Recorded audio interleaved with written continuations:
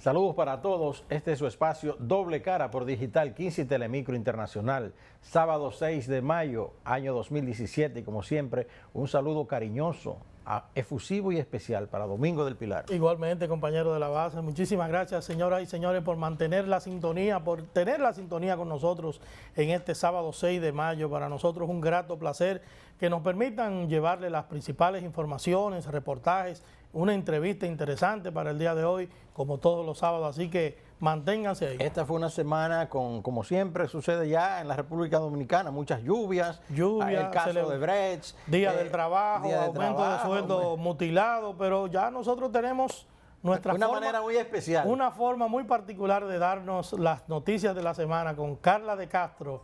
Buenas tardes, Carla, ¿qué tal? Buenas tardes, feliz sábado para ustedes. Gracias, igualmente. Cuéntanos, ¿cómo estuvo la semana? Bueno, como dijeron ustedes, a pesar de todo eso, las lluvias, la caída de WhatsApp, que sé que nos afectó a cada uno de nosotros, y otras informaciones que hubo por ahí, yo entiendo que la semana fue buena. Bueno, tuvo noticias buenas y otras no tan buenas, pero eso vamos a dejárselo a los que nos sintonizan en el día de hoy para que saquen sus propias conclusiones luego de que vean este resumen de Top 5 que le tenemos preparado para el día de hoy. Damos inicio a las informaciones de este top con las lluvias que continuaron en la semana afectando todo el territorio nacional.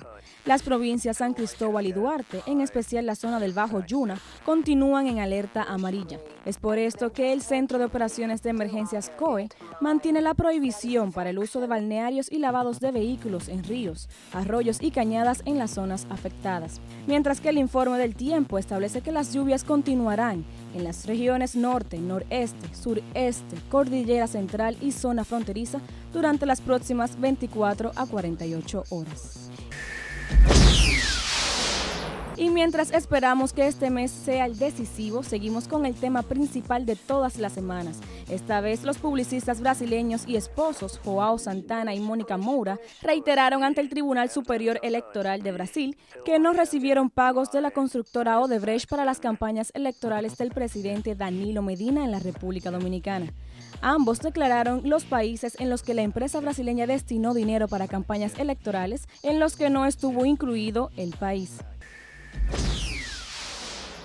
Una buena noticia para la semana ha sido que el gobierno, a través del Ministerio de Trabajo, ratificó el número de salarios mínimos del sector privado, no sectoreado en un 20% de forma fraccionada. El ministerio acogió la propuesta de los empresarios de fraccionar el incremento de sueldo aprobado por el Comité Nacional. Una primera parte será el 13% a partir de mayo y el 7% restante se aplicará en noviembre. Mediante la resolución a partir de mayo, el salario de la mediana empresa será de unos 15.400 pesos. Por otro lado, tenemos que el presidente de la Suprema Corte de Justicia, Mariano Germán Mejía, declaró el pasado jueves que no tiene ninguna intención de renunciar a sus funciones y negó que esté padeciendo alguna enfermedad como se ha rumorado. Como miembro del Consejo Nacional de la Magistratura, Germán no quiso responder al pedido de la oposición de que no se reelija a ninguno de los actuales jueces del Tribunal Superior Electoral. La convocatoria, que será para el próximo día 15 de mayo al Consejo Nacional de la Magistratura, ha abierto una estela de peticiones y aspiraciones a ser miembros de algunas de las altas cortes. Finalizamos en el ámbito internacional, directamente en Venezuela, donde el Ministerio Público del país confirmó la muerte de un estudiante y dirigente universitario, Juan López Manjares, quien falleció por disparos mientras dirigía una asamblea. Con este caso, el saldo de muertos en el mes de las protestas en Venezuela ascienden a 35 personas. Realmente este caso de Venezuela está afectando a todo el mundo. Siguen las protestas, continúan las muertes y todavía no hay una brecha que le dé esperanza a los venezolanos de que eso va a cambiar. Ojalá que verdaderamente, como dijo el Papa, haya algún tipo de salida negociada en Venezuela, Carla, porque la verdad es que la situación, la cantidad de personas que están muriendo en las calles, los que están siendo apresados, los que están siendo víctimas de represión, a consecuencia también de estos enfrentamientos que se están dando, hay que ponerle coto a esa situación. Así mismo es. Sí, efectivamente, es cierto que hay que buscarle una solución, pero uno se pregunta, Carla, en tu segmento, y yo me pregunto, ¿qué está sucediendo? Bueno, allí hay un gobierno legítimamente escogido, como es el de Nicolás Maduro, Hay un sector que no quieren abortar ese proceso porque ellos entienden que no está gobernando para la gente. Y uno se pregunta, ¿qué va a suceder en Venezuela? No hay un liderazgo capaz de sustituir de buena primera al chavismo en la República Bolivariana de Venezuela. Bueno. Hay un 50-50, 50 en la calle y 50 que lo respaldan. Entonces hay que esperar este año y medio para que haya elecciones y el pueblo decide sacarlo, si es que decide sacarlo. Bueno, eso es lo que ha estado pasando. La oposición no quiere esperar ese año y medio porque para ellos ese gobierno ya se ha convertido en ilegítimo porque no representa a lo que es la mayoría de Venezuela. Eso es lo que bueno, dice. Carla, gracias por estar con nosotros. Buen fin de semana para ti. Feliz fin de semana. Así es. Bueno, vamos a continuar aquí. No, es mejor así, ¿verdad? Porque entonces después vamos a crear una situación, una nebulosa para Carla, que va a quedar con eso en la mente de que Venezuela... Mira, es lamentable, Domingo, ciertamente lamentable. Hay una situación que hay que buscarle una solución. El diálogo, como dijo nuestro invitado recientemente aquí, Franklin Almeida, el diálogo es lo que se impone en Venezuela. Pero porque ninguna de las partes tiene razón. Porque la oposición quiere derrocar a Nicolás Maduro y todo el mundo sabe amparado en qué. Y Nicolás Maduro fue electo allí para gobernar a Venezuela y hay que esperar que finalice su proceso para entonces sacarlo, si es que quieren sacarlo, mediante el proceso democrático que son las elecciones de un país.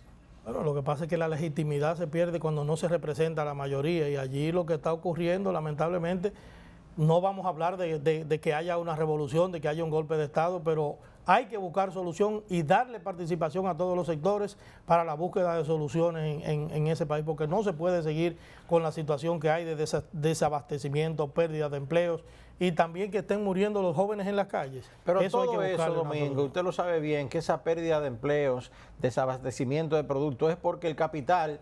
Los poderosos han sacado sus capitales de Venezuela. No, por la locura que ha hecho la gestión, la administración, que han cerrado empresas y han incautado empresas y han alejado a la inversión extranjera. Pero bueno, ese tema, hay otros temas también. La inversión extranjera siempre le gusta que le den exenciones fiscales, que le exoneren los vehículos, los impuestos, papel y lápiz. Y cuando llega un gobierno que quiere reducir ese tipo de cosas o corregir esas situaciones, inmediatamente hacen lo que le pasó a Juan Bosch aquí. Salen de ellos. Y salen de él.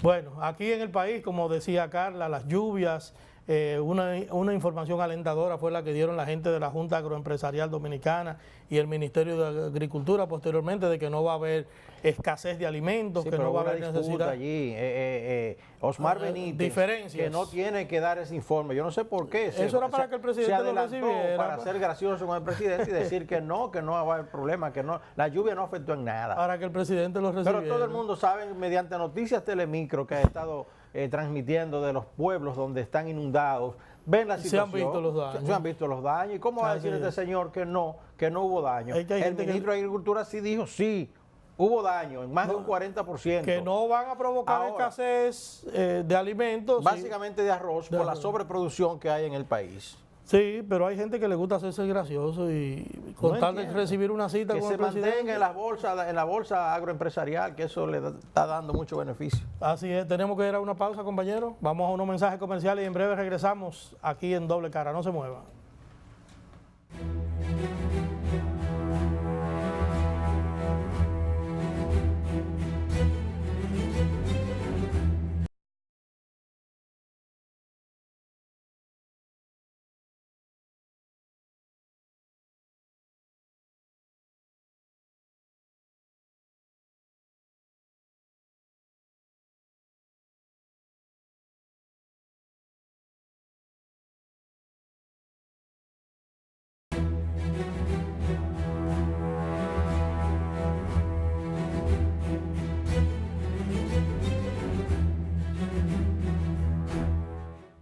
Bueno, Domingo, continuando con el desarrollo de su espacio Doble Cara por Digital 15 y Telemicro Internacional, quisiera abordar el tema del 20% del aumento de salario al salario mínimo de los empleados privados no sectorizados.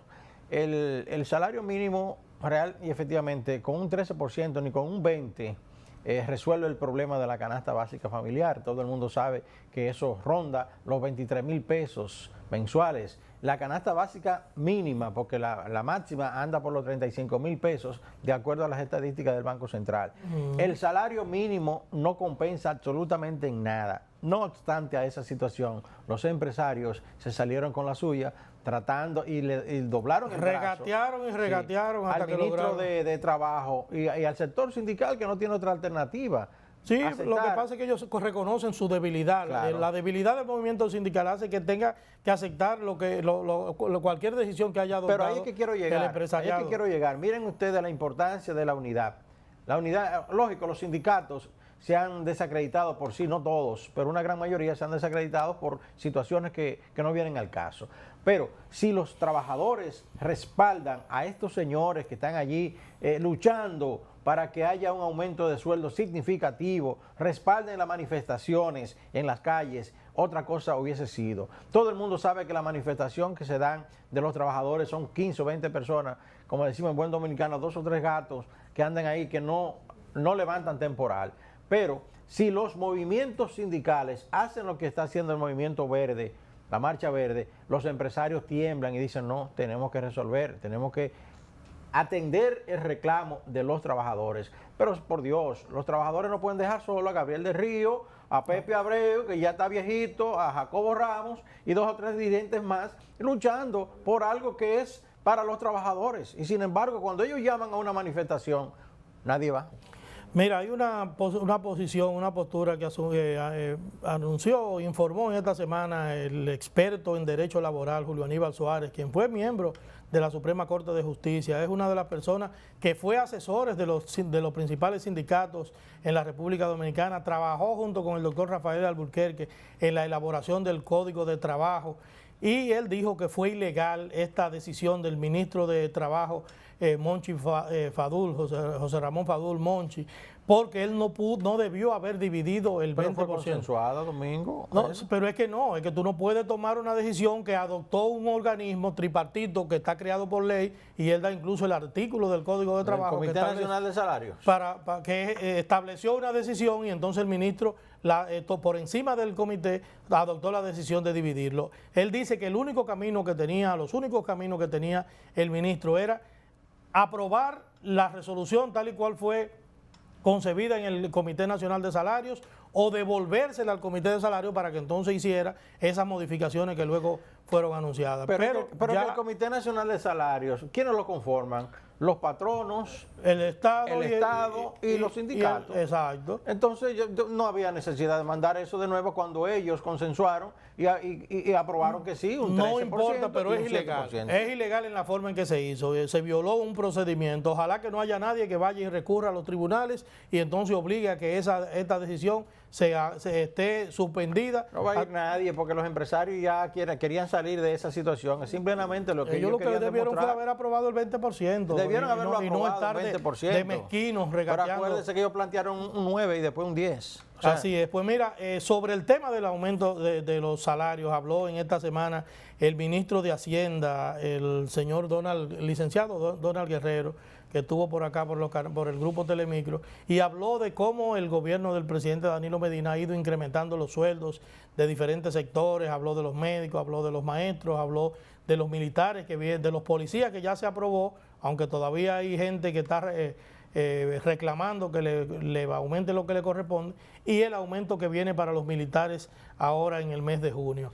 Vamos a ver un corte de la entrevista que le hizo nuestra compañera Martina Espinal al ministro de Hacienda. Vamos a verlo.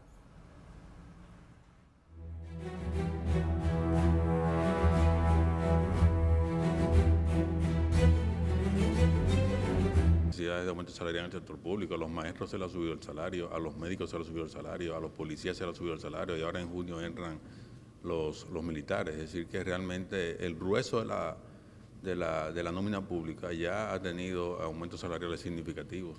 Okay. ¿Y ya no se va a seguir ampliando otros sectores? Bueno, en la medida de las posibilidades se seguirá revisando, pero como le digo, más del 70% de la nómina pública ya ha tenido aumentos salariales. En el periódico Diario Libre salió un informe hoy del crecimiento que ha tenido la economía, pero el endeudamiento sigue, por otro lado, como creciendo, según los economistas. No, mientras nosotros tengamos déficit presupuestario, nosotros vamos a tener que cubrirlo con deuda. Esa es la realidad. Pero cuando tú tomas la deuda con relación al Producto Interno Bruto y la descompones, la parte que son dólares, la parte que son pesos, la deuda en los últimos 4 años ha subido un 1% del PIB. Del 36 al 37, la deuda del sector público no financiero. Eso es lo que ha subido, un 1% del PIB, porque la economía sigue creciendo. Entonces, realmente el gobierno ha hecho un uso eficiente porque el resultado de la deuda ha ido a financiar los programas de desarrollo del país. ¿Sí? ¿Cómo vamos con lo del pacto eléctrico? Muy bien, el pacto eléctrico debe concluir en los próximos 4 semanas. ¿Y el pacto fiscal de que se ha hablado? Luego hablaremos del pacto fiscal, pero hay que concluir primero el pacto eléctrico. Ok, pero vamos, a pesar de que no estén los medios, ¿se está manejando? Se está trabajando, claro, se está trabajando activamente y ya estamos en la última etapa, es decir, antes de que termine a mediados de junio como tarde debemos concluir el pacto eléctrico y entrar en el pacto fiscal luego.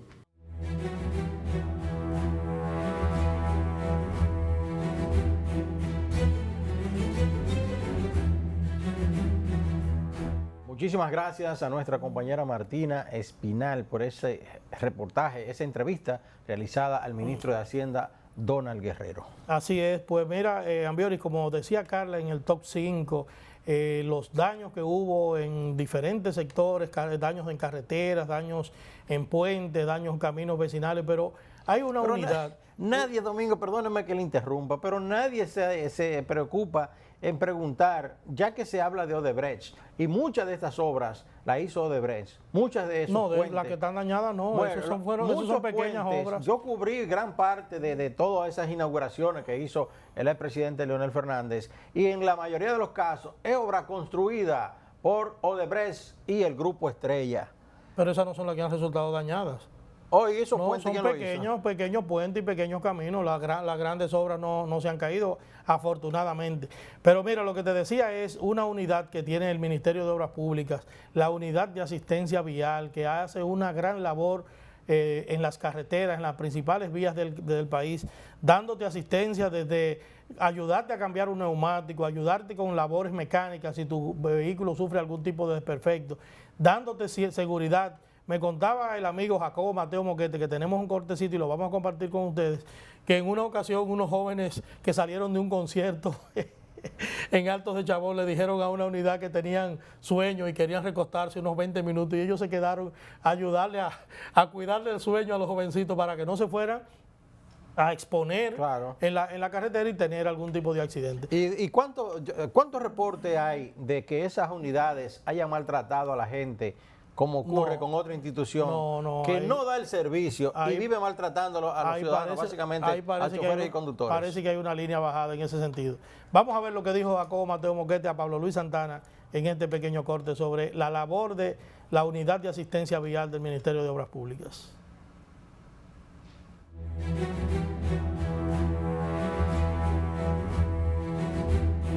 Comandante, muy buenas y bienvenido a Doble Cara. Gracias, Pablo, y de verdad puedo decirte que el Ministerio de Obras Públicas pues tiene esa unidad. El ministro Gonzalo Castillo la creó en el 2012 para brindar protección y asistencia vial. Hemos llegado ya a un punto donde cada fin de semana largo o en Semana Santa o en Navidad pues se preparan operativos especiales para que la gente pueda transitar de manera tranquila, de manera segura, que ante cualquier eventualidad nosotros estamos ahí. Es un servicio de protección y asistencia vial compuesta por unidades donde van miembros de Fuerzas Armadas y Policía Nacional que pertenecen al Ministerio de Obras Públicas, y algo que es bueno acotar, que eso es 24 horas al día, los 365 días del año. Hay un ejemplo que te puedo poner. Totalmente gratis. Muchas gracias, totalmente gratis. 829-688-1000. 829-688-1000. Es un servicio que luego que la señorita le dice a usted, señor Pablo Luis, hay una unidad que le va a llegar a usted. Usted puede contar y eso, el tiempo promedio es de 5 a 6 minutos. Por ejemplo, en el fin de semana largo, ¿qué pasó? Nuestras unidades brindaron 3.857 unidades. Sí, exactamente. 3.857 servicios de asistencia. Por ejemplo, ese es un solo ejemplo. Bajo agua, bajo lluvia, bajo sereno, bajo sol, como quiera. Nosotros estamos ahí. Esa es una familia que se quedó en una de las vías del interior del país y nuestras unidades, luego de recibir la llamada, pues procedieron a presentarse allí y se le dieron esa asistencia. O sea que nosotros, eso es 24 horas, la gente que pueden estar seguros, pueden ir, llamar con toda confianza, lo repetimos, reiteramos, 829-688-1000 y es un servicio que estamos ahí en todas partes del país. A propósito de las lluvias, ¿cómo ha estado la situación en las principales avenidas, sobre todo en estos últimos días, donde se están registrando una gran cantidad de aguaceros en diferentes partes del país? Bueno, hubo deslizamientos en las áreas que nos corresponden a nosotros, por ejemplo, la carretera Duarte, que aprovechamos y se lo decimos a los conductores, que cuando vean que está lloviendo, hay que tener mucha cuenta en la autopista Duarte, desde el 28 en adelante, podríamos decir del 44 por ahí en adelante, hasta el 60 y después hasta llegar a Piedra Blanca. ¿Por qué? Porque cuando hay esa saturación del terreno, entonces se produce una presión en la tierra y la tierra, al ser deslizada, pues también los árboles que están en ella se deslizan y caen al pavimento. La mayoría de las veces caen y entorpecen un carril de la vía hacia Santiago, Los Caballeros, hacia el Cibao, en ida o en regreso. Por eso hay que siempre tener esa precaución. No importa la hora, 829-688-1000. 829-688-1000, nosotros estamos ahí para servirle. Comandante, muchas gracias y continuar trabajando desde esa unidad. Muchas gracias y estamos siempre en sintonía para servirle. Continuamos con ustedes, compañeros.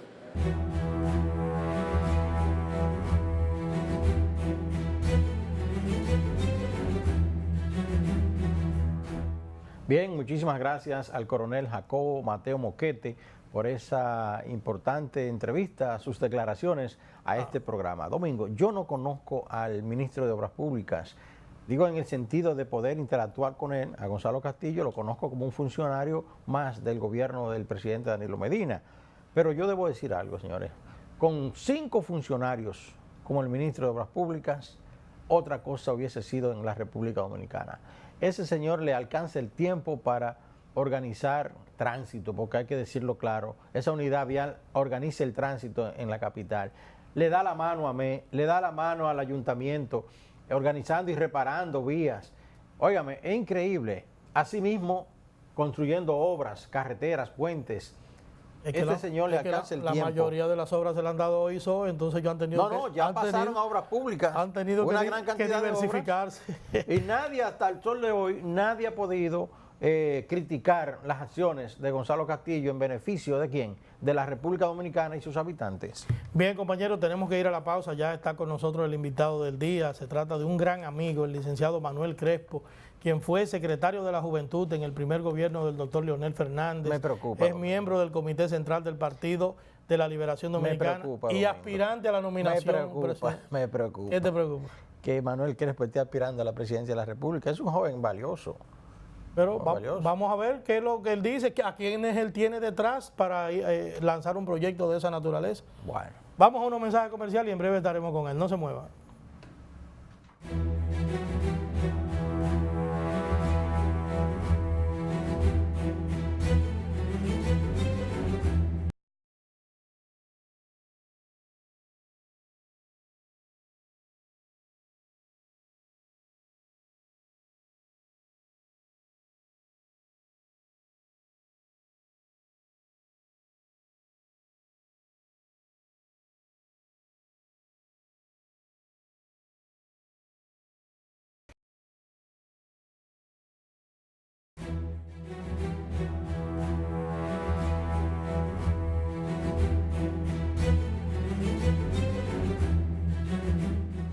Continuamos con su espacio Doble Cara. Ya está con nosotros nuestro invitado de este día. Se trata del licenciado Manuel Crespo, quien fue secretario de la Juventud en el gobierno del Partido de la Liberación Dominicana 2004-2008 y es un alto dirigente del Partido de la Liberación Dominicana, miembro de su comité central, pero sobre todo un gran amigo nuestro, Domingo. Y yo creo que de eso no hay ninguna duda. Así es que damos las buenas tardes. Un placer tenerte por acá. Esa es la mejor parte de la presentación, amigo de ustedes. No, claro que sí.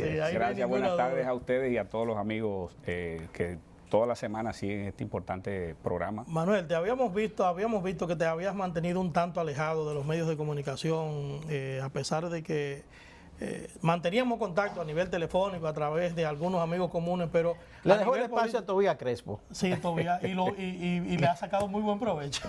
No, Tobías tiene su propio espacio, que lo ha ido construyendo en la circunscripción número 2 del Distrito Nacional. Perdón, Domingo. Así es. No, Manuel, entonces queríamos saber, porque hemos visto unas promociones de un movimiento en el que estás inmerso, buscando algún tipo de relevo generacional dentro del Partido de la Liberación Dominicana. ¿Cuál es la situación? ¿A qué es lo que aspira un Manuel Crespo en estos momentos, en esta avanzada que tiene en los medios de comunicación? Sí, gracias. Mira, nosotros estamos encabezando una plataforma que hemos denominado Relevo Democrático dentro del Partido de la Liberación Dominicana, pero sobre todo abierta para personas que no necesariamente hayan tenido militancia o participación en partido político alguno. Esa plataforma de relevo democrático no procura relevar ni cambiar a los más viejos por los más jóvenes. No se trata de un problema de edad. Más bien se trata de relevar las viejas y malas prácticas, las que los políticos tradicionales de la República Dominicana, de todo el sistema de partidos, incluyendo el nuestro ya desgraciadamente, o sea, no es exclusivo del Partido de la Liberación Dominicana, ya tienen cansado a toda la sociedad dominicana por esas malas prácticas. En definitiva, ¿a qué aspira relevo democrático? Bueno, relevo democrático, lo que nosotros perseguimos y estamos planteando es que nosotros de una vez y por todas en la República Dominicana podamos definir un verdadero modelo de desarrollo que nos permita a nosotros sustituir el modelo actual que tiene más de 30 años y que ya colapsó, y que ese modelo actual nunca fue capaz de darle respuesta a los principales problemas de la República Dominicana y sobre todo el principal problema, que es la falta de oportunidades. Un modelo que se caracterizó por ser una economía de servicios amparada en 3 pilares, que era la zona franca, el turismo y las remesas o los dólares que nos enviaban los dominicanos desde el exterior, desde los Estados Unidos y Europa fundamentalmente.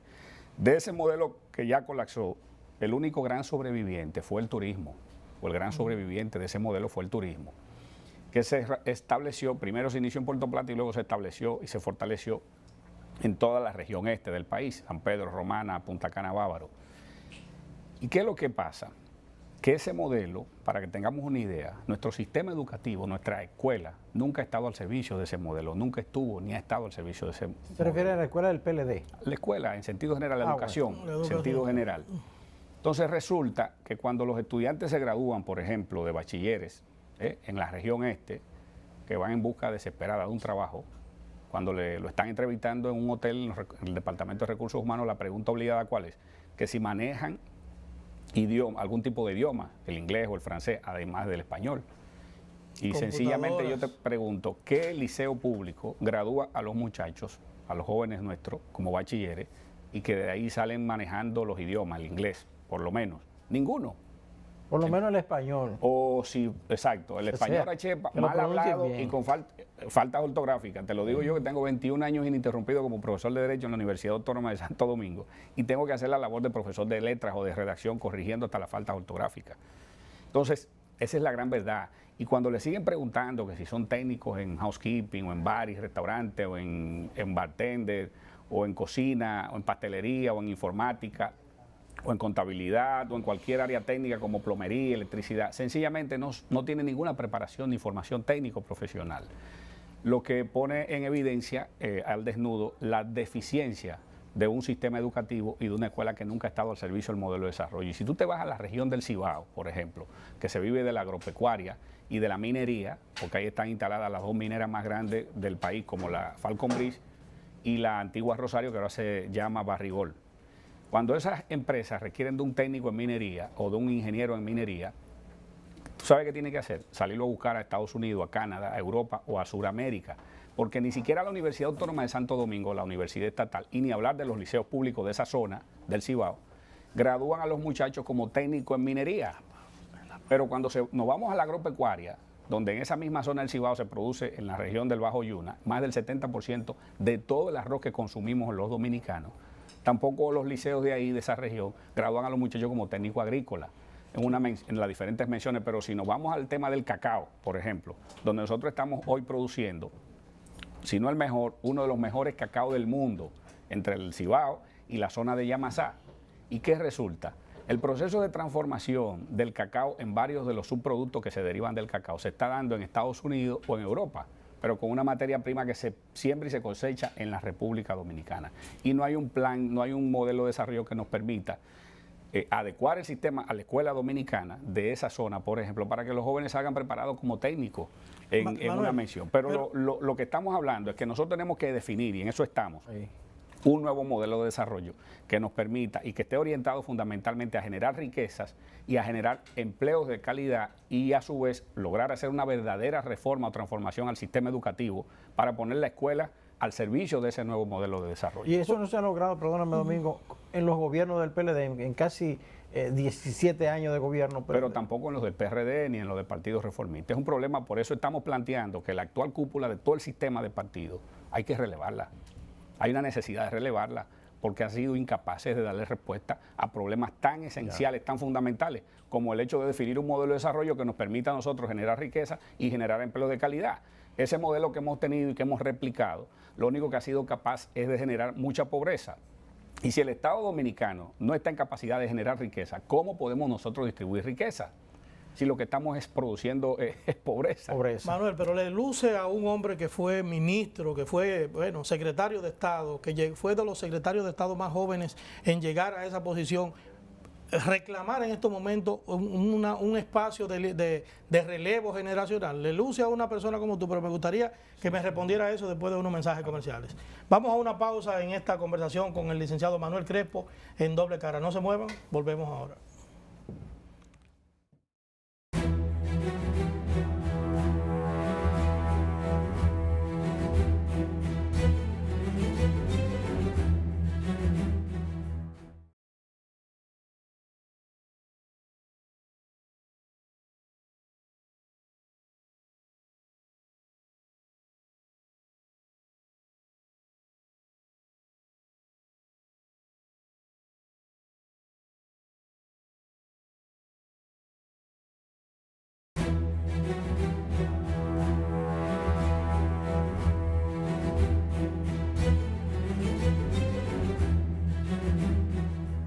Bien, señoras y señores, muchísimas gracias por seguir con nosotros aquí en su espacio Doble Cara, y seguimos en esta conversación con el licenciado Manuel Crespo.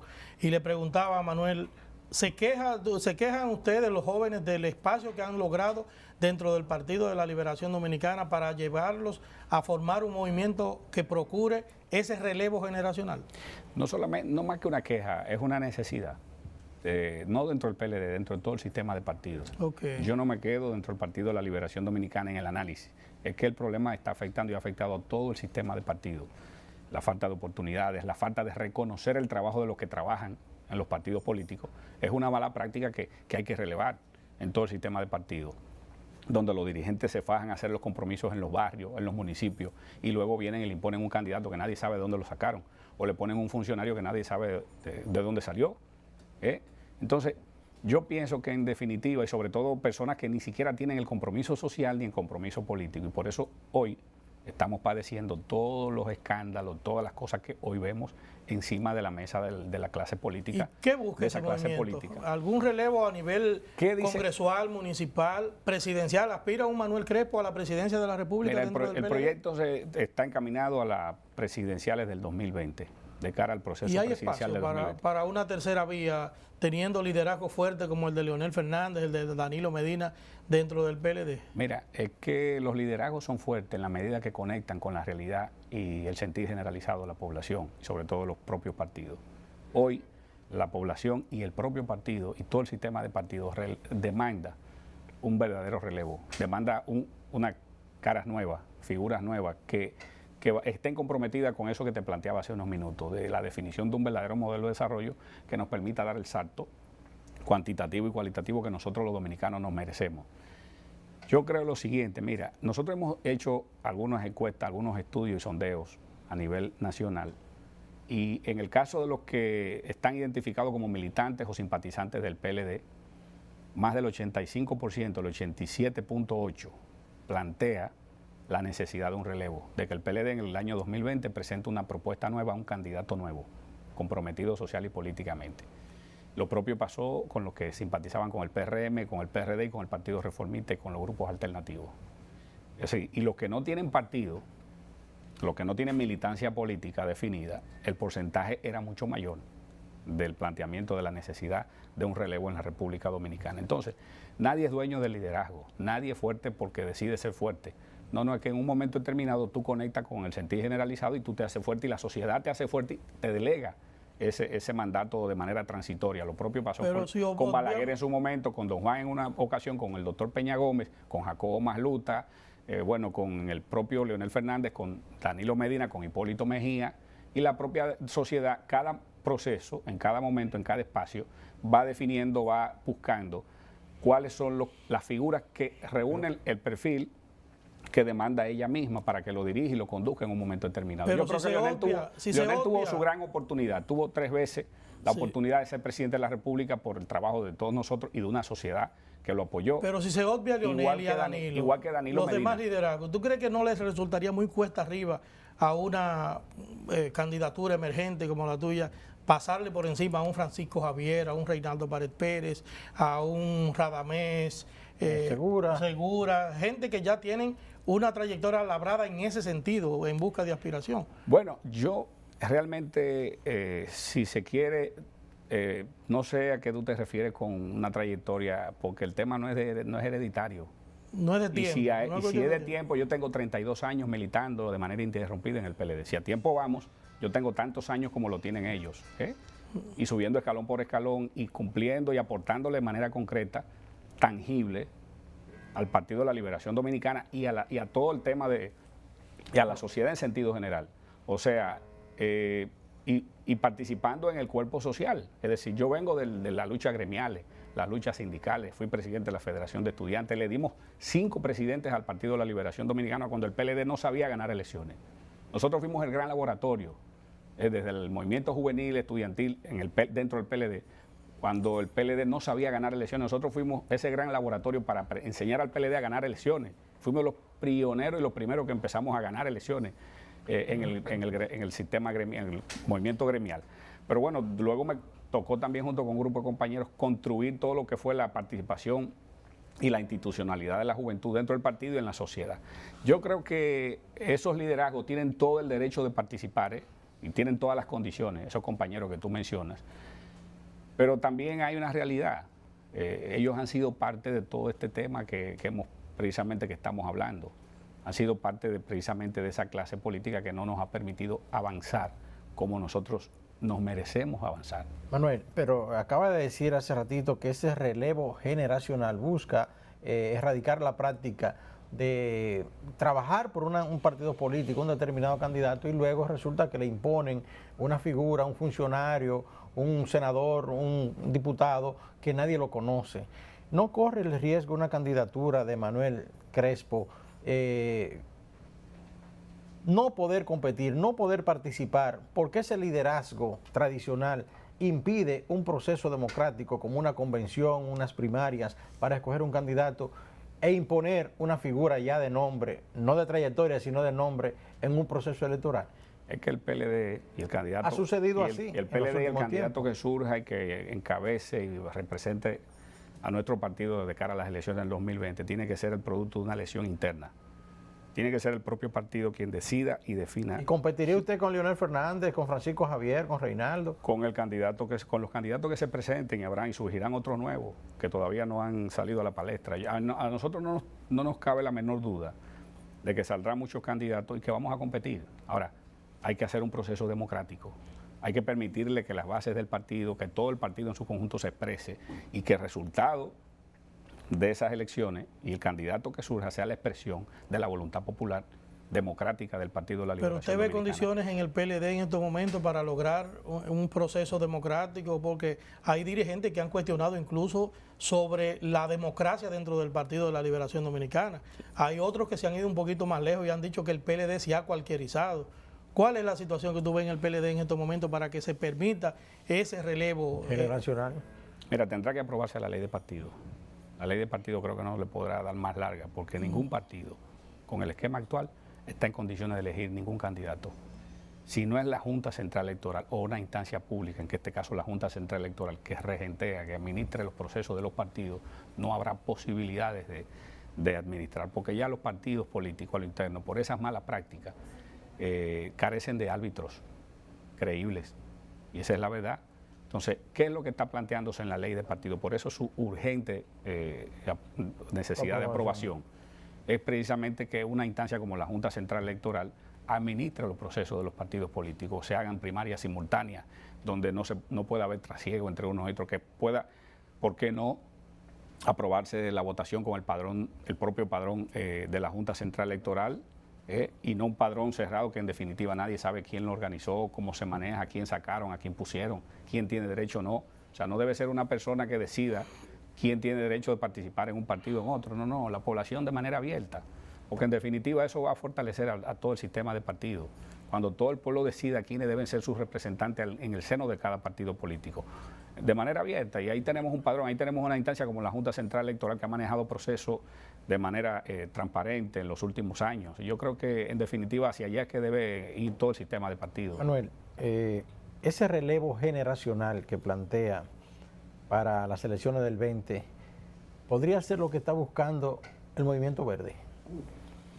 Mira, el Movimiento Verde lo que plantea es un tema de la lucha con respecto a temas neurálgicos, como la transparencia, la lucha anticorrupción, tema de la corrupción, que es un derecho, un reclamo de toda la sociedad. O sea, ningún Eso político, es lo que se ve.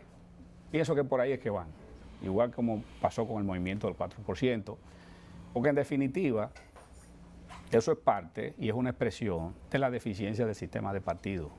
Cuando tú ves que un movimiento, una serie de organizaciones de la sociedad civil tienen que expresarse a través de manifestaciones, movilizaciones, reclamando cosas que debieron estar de manera automática pues, planteada en todo el escenario institucional de la República Dominicana, es una de las deficiencias, es una expresión de lo que yo vengo hablando, de esa carencia, de esa falta de voluntad de esa clase política que maneja todo el sistema de partido. ¿Crees tú que el escándalo Odebrecht pudiera afectar electoralmente al Partido de la Liberación Dominicana para las elecciones del 2020? Lo que yo sí te aseguro es que afecta a toda esa clase política tradicional de todo el sistema de partido, porque ahí están, según lo que se escucha y se oye y se dice, porque no ha habido nada concreto en términos de prueba, pero según lo que ha salido tanto en los medios de aquí como en los de fuera. Los interrogatorios. Y los interrogatorios de aquí y de fuera, todo el sistema de partido y toda esa clase, pues, tiene un nivel de compromiso y de vinculación con ese tema que no se puede negar. Lo raro de todo esto, Manuel, es que teniendo un vínculo tan estrecho el señor Rondón con el Partido Reformista, no haya nadie del Partido Reformista que haya sido investigado a propósito de esta situación de Odebrecht.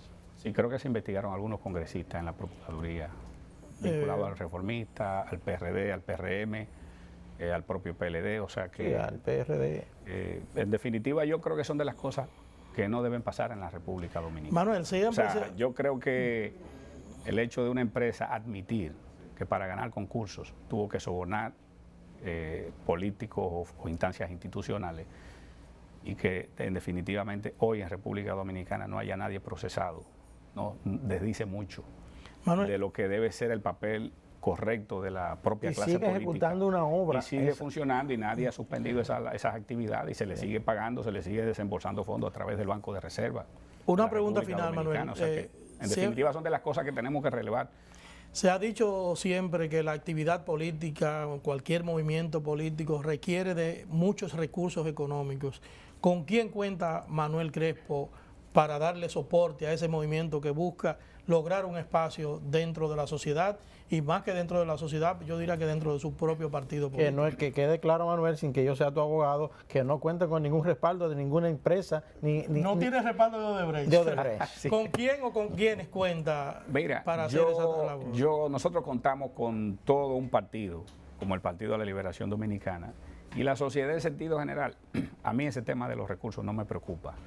Lo que nosotros debemos estar en capacidad, primero, es de conectar con el sentir generalizado de la población en un momento determinado como es el proceso del 2020 y estar en capacidad de demostrar que la coyuntura nos favorece y que podemos estar en condiciones de competir y de ser una opción con posibilidades de éxito en el proceso electoral venidero. Luego de ahí los recursos aparecerán porque la misma población, hay mecanismos, la gente colabora, la gente aporta. En la medida que tú te haces creíble, en la medida que tú proyectas la seguridad y la posibilidad real de tú poder competir y poder ganar las elecciones, los recursos aparecen. A mí eso no me preocupa. Ahora, lo que sí la población dominicana, el Partido de la Liberación Dominicana puede tener la seguridad es que alrededor de esos recursos no debe haber ningún cuestionamiento de la procedencia de esos fondos. Muy brevemente, Manuel, ¿qué le parece el pronunciamiento de Franklin Almeida que dice que forzar una nueva reelección del presidente Danilo Medina alejaría del poder por más de 20 años al PLD? Mira, yo creo que el tema de la reelección no debe estar en el debate ni en la discusión. La Constitución es clara, no hay forma de que se pueda... Así se decía en el proceso anterior. A no ser que intentar hacer una nueva reforma constitucional. Si eso se plantea, si alguien osara plantear, yo creo que sería una locura de marca mayor. Y Danilo no es ningún loco. Danilo es un político muy sagaz, muy bien, con su cabeza muy bien amueblada, que conecta muy bien, que sabe cuál es la realidad social y política de la República Dominicana, que sabe actuar en cada momento como debe actuar. No es la coyuntura del 2020, la misma coyuntura del proceso pasado, donde de manera prácticamente unánime a nivel interno y una gran parte de la población dominicana, por el correcto manejo y el buen desempeño de Danilo en su primer gobierno, que le planteó la posibilidad de continuar, igual como se lo planteó a Lionel en su momento también, en el año 2008. Sí. De modo que las coyunturas no son las mismas, y plantearlo en el actual, en lo que se proyecta que va a ser el escenario del 2020, prácticamente es una locura. Yo creo que en definitiva no hay espacio para impulsar una reforma constitucional con la exclusiva intención de permitirle que un hombre pueda volver a ser presidente de la República por tercera ocasión o por cuarta vez, intentarlo por cuarta vez. Yo creo que Danilo Medina tuvo sus 3 oportunidades, igual lo tuvo Lionel, y en definitiva han tenido ambos 20 años manejando el partido, manejando los gobiernos del partido, en 20 años casi ininterrumpidos. Yo creo que el tiempo más que suficiente. Lo que hicieron, sus grandes aportes, la sociedad se los ha reconocido al punto que los ha reelegido en su momento.